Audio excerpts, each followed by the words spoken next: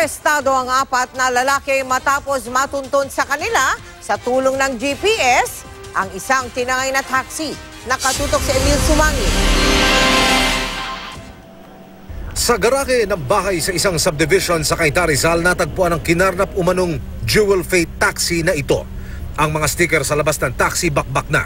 Sa loob, baklas na rin ang mga wiring. Pinuntahan na rito ng mobile namin. So nakita nga na tinatanggal yung mga markings.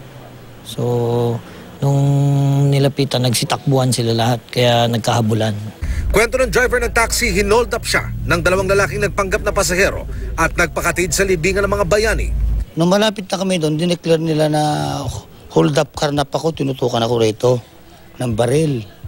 Tapos yung isa na sa likod ko, may kutsilyo. Nakatakas daw si obrero, tumakbo palayo bago inireport sa kanyang operator ang insidente. Itinimbre rin nila ito sa pulis na natunto ng taxi sa tulong ng GPS tracker. Hinanap sa GPS, yun sa nakita.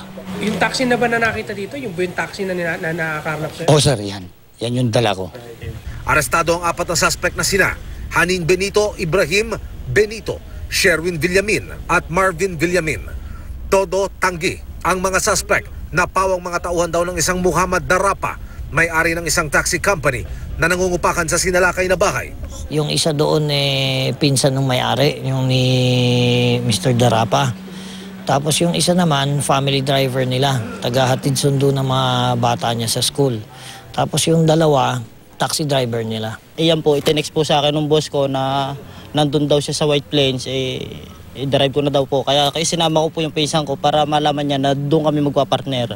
Tinutunto ng pulisya si Darapa at alamin kung posibleng mga miyembro ng mas malaking grupo ang mga naarestong suspect.